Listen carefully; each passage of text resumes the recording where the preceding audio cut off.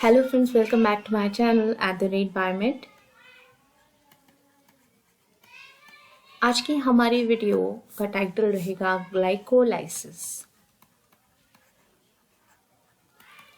Okay, सो respiration का पहला topic ये रहेगा। हमने रेस्पिरेशन टॉपिक स्टार्ट किया है। रेस्पिरेशन बेसिकली हमें इसे एक्चुअल रेस्पिरेशन नहीं कहना चाहिए, ये है सेल्यूलर रेस्पिरेशन। ठीक है, नहीं सेलुलर लेवल पे रेस्पिरेशन कैसा चलता है। कुछ प्रोसेस हैं जो कॉमन है ग्लाइकोलाइसिस के, जैसे कि कॉमन है। फिर हम सिट्रिक एसिड साइकिल पढ़ेंगे, वो कॉमन रहेगी। और एटीपी फॉर्मेशन जो है वो कॉमन रहेगा। बाकी फिर हम अलग अलग ऑर्गेनिज्म जैसे भी कुछ प्रोसेसेस हैं जो इंपॉर्टेंट है वो हम पढ़ेंगे, ज़रूर पढ़ेंगे। ठीक है, इस टॉपिक को शुरू करने से पहले before starting actual topic, so do not forget to like, share and subscribe my channel. चलिए प्रोसेस देखते हैं। ये आपकी बहुत ही इम्पॉर्टेंट प्रोसेस सभी एग्ज़ाम्स के हिसाब से भी इम्पॉर्टेंट है, क्लास 11 के हिसाब से तो इम्पॉर्टेंट है ही। ठीक है, क्लास 11 के हिसाब से भी और बहुत सारे आपके जो एग्ज़ाम्स हैं उसके हिसाब से बहुत इंपॉर्टेंट प्रोसेस है। ध्यान से सारी प्रोसेस सुनिएगा। ग्लाइकोलाइसिस का मतलब क्या होता है? ठीक है, ग्लाइकोलाइसिस टर्म पहले इसका देख लेते हैं। ग्लाइकोलाइसिस मतलब ग्लूकोज जो है उसका ब्रेक डाउन होगा इस प्रोसेस के अंदर। ठीक है, इसका एक और नाम है इस प्रोसेस का, इसका एक नाम है Embden EMP pathway. EMP, what EMP stand for? EMP stand for Embden Meyerhoff Parnas pathway. So the scientists who have discovered the pathway, उनके नाम पे ये पाथवे है ईएमपी पाथवे। कभी कभी लिखा रहता है ईएमपी पाथवे। बताइए, आपको आइडिया नहीं रहता है या याद नहीं रहता है कि एक्चुअली ईएमपी पाथवे है कौन सा? क्योंकि बहुत सारी साइकिल के बारे में 11th क्लास में हम डिस्कस करते हैं। कभी C2 साइकिल, कभी C3 साइकिल, कभी C4 साइकिल, कभी कैल्विन विंसेंट साइकिल, कभी हैट्सलैक पाथवे। अभी ईएमपी पाथवे पढ़ रहे हैं, फिर क्रैब साइकिल, फिर ऑक्सीडेटिव फॉस्फोराइलेशन। बहुत अलग अलग नाम है और हमें याद रखने भी ज़रूरी है। EMP pathway is glycolysis. Embden Meyerhof Parnas pathway है ये, और ग्लूकोज का ब्रेकडाउन यहाँ पर होता है। ठीक है, इट इज़ फर्स्ट स्टेप। ठीक है, ये क्या आपका फर्स्ट स्टेप है of biological oxidation. Biological oxidation of glucose, oxidation of glucose. तो आपके दिमाग में ये आएगा कि क्या सिर्फ ग्लूकोज ब्रेकडाउन होगा? यानी जो आपके बहुत सारे न्यूट्रिएंट हैं, फॉर एग्जांपल अगर हम 3 मेन न्यूट्रिएंट की बात करें, जैसे कि प्रोटीन है, फैट है, ठीक है, इनका क्या ब्रेकडाउन नहीं होता? क्योंकि शुगर यानी कार्बोहाइड्रेट की बात करें तो उसका मोनोसेक्राइड होता है ग्लूकोज, और उसकी ब्रेकडाउन हम देख रहे हैं। फैट के क्या होते हैं? Fatty acid and glycerol. देखिए, जो फैटी एसिड और ग्लिसरॉल होते हैं ना, जो फैटी एसिड है आपका, ठीक है, ये बीटा ऑक्सीडेशन की एक प्रोसेस है जो हम पढ़ेंगे, उसमें ब्रेक डाउन होते हैं। और ग्लिसरॉल जो है वो आपकी ग्लिसरॉल जो है वो आपका इसी पाथवे के अंदर एंटर हो जाता है, ग्लिसरैल्डिहाइड फॉस्फेट के अंदर से। अभी इसके बारे में भी हम देखते हैं।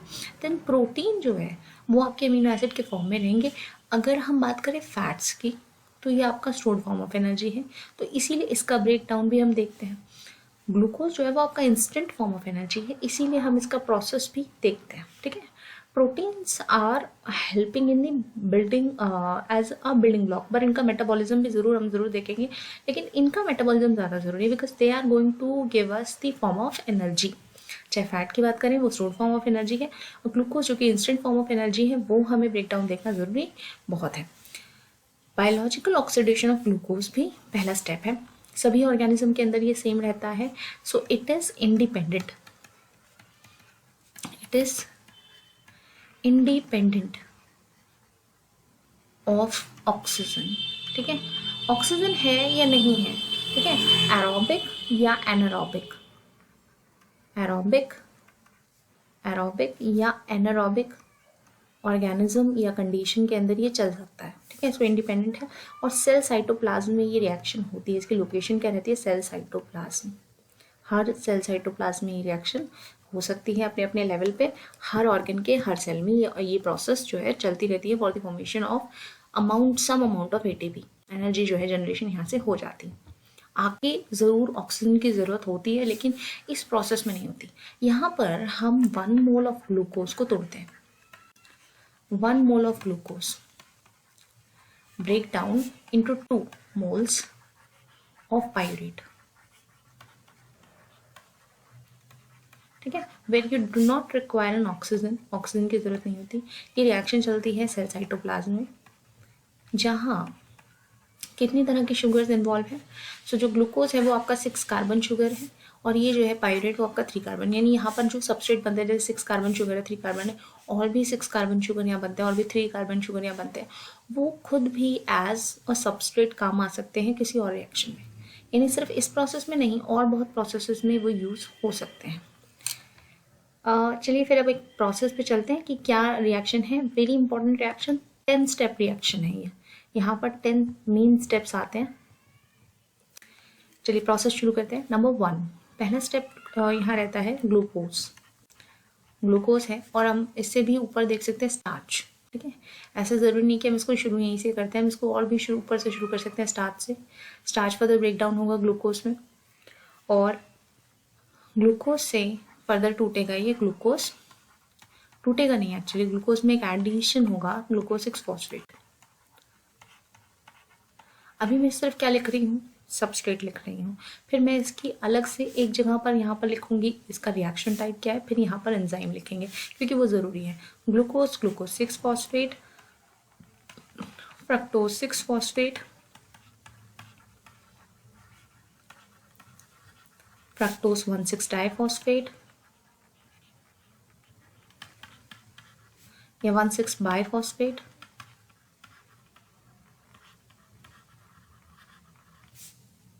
then it will break down into triose sugar. ठीक है, सो ट्रायोज शुगर में बदल जाएगा, दैट इज फॉस्फोग्लिसरल्डिहाइड,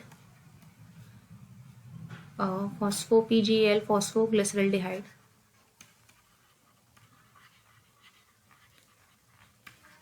एंड यहाँ पर ये बन सकता है dihydroxy acetone phosphate,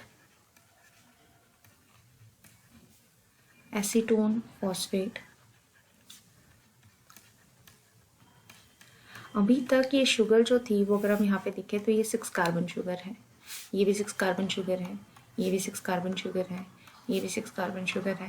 now it break down into 3 carbon sugar, this is 3 carbon, this is also made up of 3 carbon.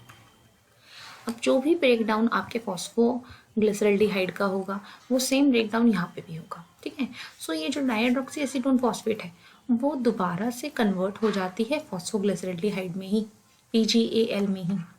Short form में इसको ये लिखते हैं, और इसे लिखते हैं DHAP। ये ही कन्वर्ट हो जाती है इसमें। तो जो भी रिएक्शन प्रोडक्ट ये बनाएंगे उसका ट्वाइस ये भी बनाएंगे, ऐसा नहीं है सिर्फ ये ही बना रहे हैं, ये भी वही प्रोसेस में बना रहे हैं। अभी अगर हम बात करें ये जो प्रोसेस करते हैं, क्योंकि जो प्रोसेस यहाँ चल रही है वो यहाँ रिपीटेशन में होगी। डाइहाइड्रोक्सी एसीटोन फॉस्फेट फिर से क्या बनाता है, फॉस्फोग्लिसरल्डिहाइड बनाता है, जो ऑलरेडी एक बार बन चुका है। फॉस्फोग्लिसरल्डिहाइड जो है वो बनाएगा 1,3 डाई या बाय फॉस्फोग्लिसरिक एसिड या ग्लिसरेट, देन 3 फॉस्फो ग्लिसरेट या glyceric acid, glyceric acid. Acid लिखें, ग्लिसरेट लिखें, अमाउंट ऑफ वाटर जो है उस हिसाब से इसमें होता है। देन 2 फॉस्फोग्लिसरिक एसिड या glycerate, phosphoenol pirate, phosphoenol pirate, and finally this reaction goes on as pyrate.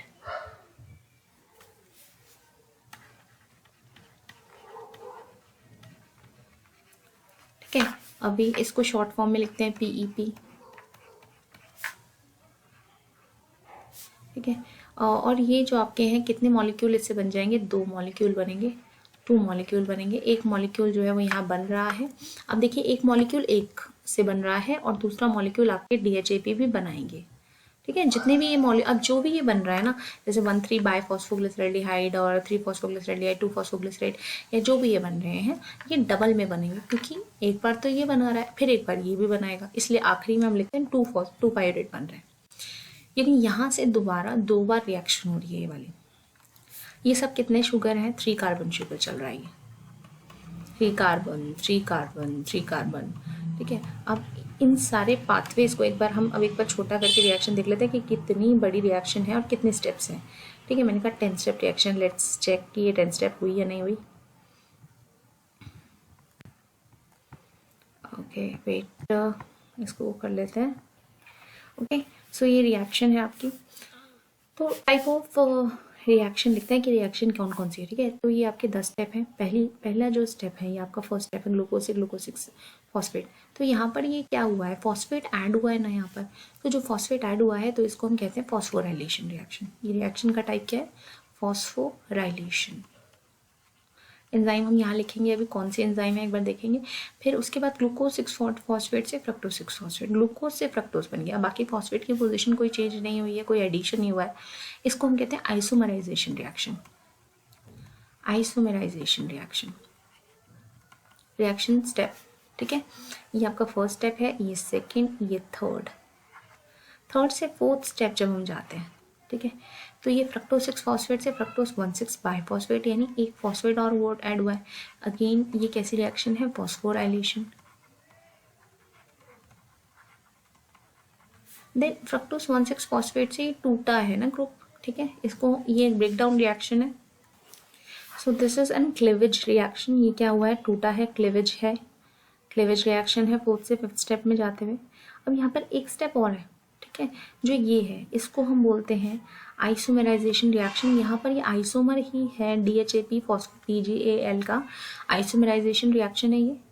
ठीक है, अब फिर से देखते हैं यहाँ पर फॉस्फोग्लिसरल्डिहाइड और 1,3 बाय फॉस्फोग्लिसरल्डिहाइड। फिर से क्या है, अगर आप देख सकते हैं एक फॉस्फेट और ऐड हुआ है। जब एक फॉस्फेट यहाँ पर आप एक और ऐड होते हुए देखेंगे तो ये क्या है, ठीक है, ये आपकी फिर से फॉस्फोराइलेशन रिएक्शन है। ठीक है, फिर से अगर हम ऐसे शॉर्ट फॉर्म में लिख देते हैं, फॉस्फोराइलेशन रिएक्शन है। फिर आगे देखते हैं 1,3 बाइफॉस्फोग्लिसरॉल्डिहाइड 3 फॉस्फोग्लिसरेट। एक फॉस्फेट हट गया है, ये फॉस्फेटेज है, फॉस्फेट यहाँ पर हटा है,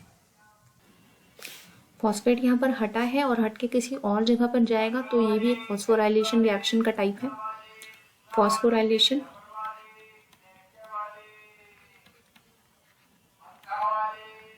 थ्री फॉस्फेट से 2 फॉस्फेट, यानी जो पोजीशन ऑफ फॉस्फेट है वो बदल दी गई। इसको हम कहते हैं म्यूटेशन रिएक्शन। 2 फॉस्फेट से पेप बन गया, यहाँ पर वाटर हटा है, इस रिएक्शन को कहेंगे dehydration reaction. And then finally PEP से पायरेट जो है बन गया है। This is also a phosphorylation reaction. Phosphate addition हुई है, कहीं ना कहीं ऐड हुआ है, चेक करते हैं कहाँ पर। अब देखते हैं एंजाइम, और ये भी देखते हैं कि क्या क्या बना है क्या नहीं बना है। ठीक है, पेन बदल लेते हैं। नाउ अब हम बात जो करने वाले हैं वो बहुत ही इंपॉर्टेंट है for the energy kinetics also. तो अभी हम देखेंगे कहाँ पर हमारा जो है ATP बना, कहाँ पर ATP यूज़ हुआ, कहाँ NADH बना, क्योंकि ये 3 प्रोडक्ट इसमें से बने हैं, ATP और NADH, और एक बार ATP इस्तेमाल भी होना है। ठीक है, तो जब हम देखते हैं जहाँ पर 6 कार्बन शुगर है, कहाँ तक है 6 कार्बन शुगर, एक तो ग्लूकोज, एक ग्लूकोज 6 फॉस्फेट, एक फ्रक्टोज 6 फॉस्फेट, एक फ्रक्टोज 1,6 बाइफॉस्फेट, उसके बाद 3 कार्बन शुगर आ जाती है। ये जो पूरा यहाँ से यहाँ तक अगर हम देखें, this is known as preparatory phase. Preparation है, ये प्रिपरेटरी फेज है। यहाँ पर ये प्रिपरेटरी है, इस फेज को ग्लाइकोलाइसिस के इस फेज को प्रिपरेटरी फेज कहते हैं। तो यहाँ पर ATP यूज होते हैं। ठीक है, 2 बार ATP यूटिलाइज होता है। जैसे कि अगर हम यहाँ देखें ग्लूकोज से ग्लूकोज 6 फॉस्फेट बना, अब यहाँ पर 6 कार्बन पे अगर हम देखें ग्लूकोज के फॉस्फेट ऐड हुआ होगा, तो फॉस्फेट कहाँ से ऐड हुआ, तो फॉस्फेट ऐड होता है ATP की मदद से। ATP जो है वो जो ऑलरेडी सेल में प्रेजेंट होगा वो यूटिलाइज हो जाएगा, बनाएगा ADP प्लस पायरोफॉस्फेट जो निकल जाएंगे आपके, और यानी एक ATP आपका यूटिलाइज हो गया। फिर ग्लूकोज 6 फॉस्फेट से फ्रक्टोज 6 फॉस्फेट बना। यहाँ तो हम देख सकते हैं सिर्फ और सिर्फ पोजीशन चेंजिंग हुई है कार्बन्स की, तो यहाँ पर तो कोई ATP यूज नहीं हुआ। लेकिन अगले में देखते हैं फ्रक्टोज 6 फॉस्फेट से फ्रक्टोज 1,6 बाइफॉस्फेट, फिर से एक पोजीशन यानी 1 पोजीशन पे फॉस्फेट लगा है। जब यहाँ फॉस्फेट लगा तो यहाँ भी ATP जो है यूज हुआ होगा, ATP से ADP प्लस पायरोफॉस्फेट। यानी अगर हम देखें तो यहाँ शुरू के उसमें 2 ATP ऑलरेडी यूज हो जाते हैं। इसीलिए कई बार हम देखते हैं कन्फ्यूजन रहती है कि कितने ATP टोटल बनते हैं रेस्पिरेशन में, सेलुलर रेस्पिरेशन में। ज़्यादातर हमें 38 लिखा मिलता है, बट एक्चुअली 36 होता है। ठीक है। सो 36 इस वजह से 2 ATP हम पहले ही निकाल देते हैं प्रोसेस से, ठीक है, क्योंकि ये सब प्रिपरेशन में लग गए, प्रिपरेटरी फेस है। अब ये जो नीचे 3 कार्बन शुगर जहाँ से बनना शुरू हो जाती हैं, इस पूरे फेस को हम कहते हैं पे ऑफ फेज। ये पूरा क्या है, पे ऑफ फेज है। ओके, सो इसको हम 2 फेज में बांट देते हैं, प्रिपेरी और पे ऑफ। पे ऑफ में क्या होगा, पे ऑफ में आपके दोबारा से कुछ प्रोडक्ट्स के साथ साथ एनर्जी बनेगी, रेस्पिरेशन में एनर्जी भी बनेगी। ये तो सबस्ट्रेट बन रहे हैं, एनर्जी भी तो यहाँ से यूटिलाइज होगी, बनेगी। तो ये आपके क्या है, 2 ATP लग गए। अब देखें इस स्टेप में फ्रक्टोज 1,6 बाइफॉस्फेट से 2 में ही टूट गए, क्लेवेज हो गया। क्लेवेज होने में कोई आपका फॉस्फेट ना लीन हुआ, इसका ना देन हुआ, लेन देन कुछ भी नहीं हुआ। इस वजह से यहाँ पर तो कोई ADP नहीं यूटिलाइज होगा, ना कुछ होगा। यहाँ देखते हैं फॉस्फोग्लिसरॉल्डिहाइड, 3 फॉस्फोग्लिसरॉल्डिहाइड भी हम इसको बोलते हैं, 3 फॉस्फोग्लिसरॉल्डिहाइड भी बोलते हैं हम इसको। यहाँ से 1,3 बाय फॉस्फोग्लिसरॉल्डिहाइड, यानी एक पोजीशन पे और हमारा ऐड हो गया क्या, फॉस्फेट ग्रुप। ठीक है, ये जो प्रोसेस है ये आपकी है, इसमें जो है आपका एक और कंपाउंड बनता है हमारा, इसको हम डीहाइड्रोजिनेशन रिएक्शन भी कहते हैं। NADH+ से NADH2 बन जाता है, ठीक है, NADH2 बन जाता है, एक NADH2 बन जाता है। इस रिएक्शन के अंदर क्या होता है कि इस फॉस्फोग्लिसरॉल्डिहाइड का ऑक्सीडेशन हो जाता है, इसीलिए क्या बन गया, ग्लिसरेट बन गया है।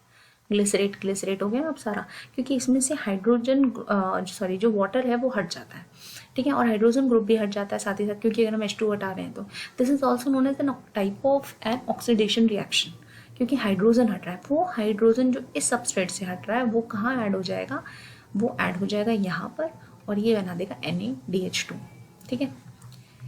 Then 1,3 bi phosphoglycerate, 1,3 bi phosphoglycerate से 3 फॉस्फोग्लिसरेट। अब यहाँ पे जो फॉस्फेट यहाँ से इसमें से हटकर हटा है ना, क्योंकि ये तो बाय था, अब यहाँ पर सिंगल ग्रुप पे 3 पे रह गया है, तो ये किसको मिल जाएगा, ATP को मिल जाएगा, ATP को मिल जाएगा। ATP में एक फॉस्फेट ग्रुप ऐड हो जाएगा, वो क्या बन जाएगा, ATP, यानी एक ATP तो आपका यहाँ बन गया, ठीक है। उसके बाद देखते हैं 3 फॉस्फोग्लिसरेट से 2 फॉस्फोग्लिसरेट, यहाँ पर सिर्फ पोजीशन चेंज हुई है फॉस्फेट की, तो यहाँ कुछ नहीं बन रहा है। 2 फॉस्फोग्लिसरेट से फॉस्फोइनॉल पायरेट, जब ये बन रहा है 2 फॉस्फोग्लिसरेट से फॉस्फोइनॉल पायरेट, ठीक है। यहाँ पर क्या हो रहा है, अगर इस रिएक्शन में देखें तो मैंने टाइप भी बताया, डिहाइड्रेशन हो रहा है, यहाँ पे आपका वाटर हट रहा है, लेकिन उसके साथ कुछ भी अलग से, यानी कोई एनर्जी प्रोडक्ट इसमें बन नहीं रहा है। फॉस्फोइनॉल पायरेट से जब पायरेट, यानी लास्ट में जब ये बनेगा, फॉस्फेट ग्रुप हट जाएगा, ठीक है, पायरेट बच जाएगा, केवल इनॉल ग्रुप भी हट जाएगा। तो यहाँ जो फॉस्फेट ग्रुप हटेगा, ये कौन ले लेगा, ADP मॉलिक्यूल ले लेगा, और ADP मॉलिक्यूल क्या बना देगा, ATP, ठीक है, क्या बना देगा, ATP, यानी आपका ATP यहाँ पर बन जाएगा, ठीक है। तो इन टोटल अगर हम नीचे देखें, पे ऑफ फेज में हमारे पास यहाँ पर 2 ATP लग गए थे प्रिपरेटरी फेज में, और पे ऑफ में एक NADH2, 2 ATP बन गए। लेकिन हम भूल रहे हैं, हम ये भूल रहे हैं कि ये प्रोसेस जो यहाँ से रिपीट, ये यहाँ से जो प्रोसेस चल रही है 3 फॉस्फोग्लिसरॉल्डिहाइड से जो प्रोसेस चल रही है, वो एक बार नहीं चलेगी, इस कंपोनेंट की वजह से 2 बार चलेगी, क्योंकि ये भी इसी में कन्वर्ट हो जाएगा और इस साइकिल को रिपीट करेगा। यानी इन टोटल अगर हम देखें तो कितने हमारे पास ये प्रोसेस, कितने हमारे पास ये बने हैं, अगर देखें तो एनर्जी काइनेटिक्स के हिसाब से भी, ओके, इंसर्ट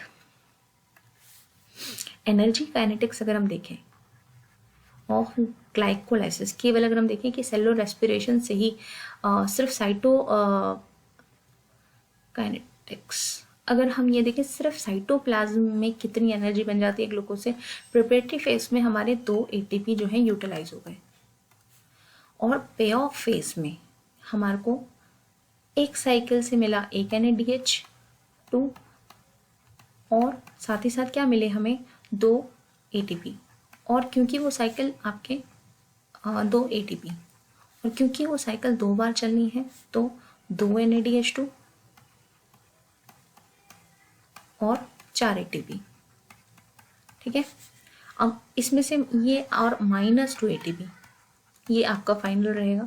4 में से 2 ATP अगर माइनस कर दिया जाए तो कितना बचेगा, 2 ATP। अच्छा, एक और चीज़ मैं बताऊं कि ये ऑक्सीडेटिव, आगे जाके ऑक्सीडेटिव फॉस्फोराइलेशन इसका हो जाता है, और ऑक्सीडेटिव फॉस्फोराइलेशन में ये अपने हाइड्रोजन जो है वो ऑक्सीडेटिव फॉस्फोराइलेशन में जो है प्रोटॉन मोटिव फोर्स बना के एटीपी इस एंजाइम से एटीपी बना लेते हैं। एक NADH2 कितने एटीपी बना सकता है? 3, मोस्टली 3 एटीपी। तो 2 कितने बनाएंगे? 6, यानी टोटल कितने एटीपी हो गए यहाँ पर? 8। एक ग्लाइकोलाइसिस प्रोसेस से जब एक 6 कार्बन का ग्लूकोज 2 पायरेट में बदलता है, 2 मोल में पायरेट में बदलता है, तो टोटल कितने एटीपी बनते हैं? 8। ठीक है, हमने 2 माइनस भी कर लिए प्रिपरेटरी फेज के, तो टोटल 8 एटीपी हमारे ग्लाइकोलाइसिस, केवल ग्लाइकोलाइसिस से आ जाते हैं। अब एक और इम्पॉर्टेंट फेज बचा है। देखिए, अगर आप ग्लाइकोलाइसिस प्रोसेस कहीं लिख रहे हैं, साथ ही साथ क्रैब साइकिल कहीं लिख रहे हैं, तो उनमें एंजाइम लिखनी बहुत ज़रूरी है। चलिए एंजाइम भी मेंशन कर देते हैं। ग्लूकोज से ग्लूकोज 6 फॉस्फेट जब भी होगा तो एंजाइम होगी हेटेरोकाइनेज। ग्लूकोज 6 फॉस्फेट से फ्रक्टोज 6 फॉस्फेट में, अब यहाँ से इन्हीं का नाम लेते हुए चलते हैं, फॉस्फोग्लूको, क्योंकि इसमें क्या आइसोमराइजेशन हुआ है? तो आइसोमेरेज। मैं आपको नाम लिखना सिखा रही हूँ कि कैसे एंजाइम का नाम लिखा जाता है। अभी देखो, फॉस्फो, फ्रक्टो, और क्योंकि फॉस्फोराइलेशन हुआ है तो एंजाइम कौन सी होगी? Kinase. Phospho, fructo, kinase. Okay, then fructose 1,6,5 phosphate से ये 3 शुगर में बदल गया है ना, तो ये क्या है आपका? 3 शुगर में बदल गए हैं, तो ये क्या है? एल्डोलेज एंजाइम होती है इसके लिए। एल्डोलेज एंजाइम जो है वो इसको ब्रेक डाउन कर देती है, क्लेवेज के काम आती है। अब यहाँ पर क्या मैंने बताया था? डिहाइड्रोजनेशन हुआ है, तो डिहाइड्रोजनेज एंजाइम होगी, हम सिंपली ये भी लिख सकते हैं। बाकी ट्रायोस, क्योंकि 3 शुगर है यहाँ पर, ट्रायोस डिहाइड्रोजनेज एंजाइम। और ऑक्सीडेशन रिएक्शन टाइप, अच्छा यहाँ पर केवल आइसोमराइजेशन हम नहीं बोल सकते, दिस इज नहीं, फॉस्फोराइलेशन हम नहीं बोल सकते। ये जो एंजाइम है ये बता रही है कि यहाँ पर डिहाइड्रोजनेशन हुआ है, यानी ऑक्सीडेशन भी हुआ है, तो ऑक्सीडेशन हम इसको कह सकते हैं इस रिएक्शन को। आगे यही आप देखते हैं, बाईफॉस्फेट से ये 3 फॉस्फोग्लिसरेट, तो ग्लिसरो फॉस्फो, यहाँ पर ये क्या है? Kinase enzyme. So glycero phosphokinase enzyme. Enzyme का नाम आप इस तरह से मेंशन कर सकते हैं।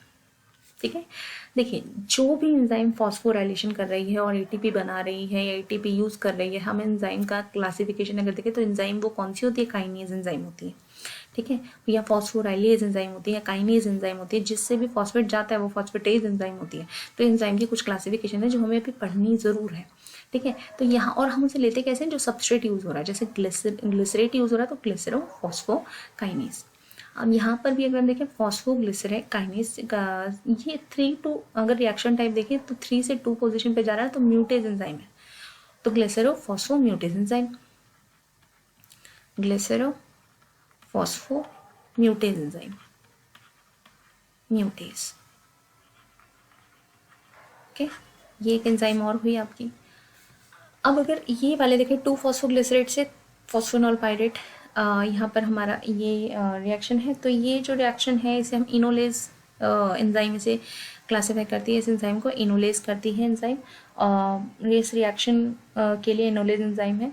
एंड यहाँ पर ये जो एंजाइम है फिर से काइनेज एंजाइम है, क्योंकि यहाँ फॉस्फोराइलेशन हो रहा है।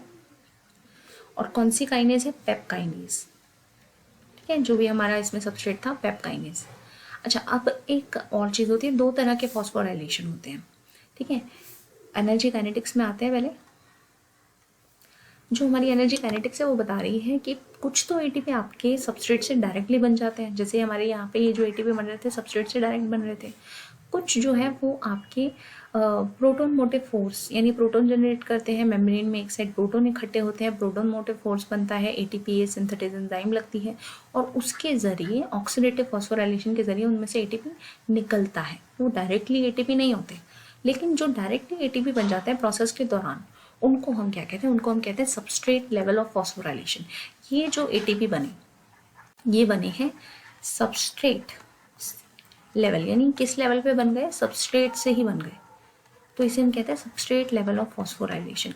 यहाँ पर कौन सी SLP हुई है, कहाँ पर SLP हुई है, ये भी आपसे पूछा जा सकता है, कौन से रिएक्शन में SLP हुई है।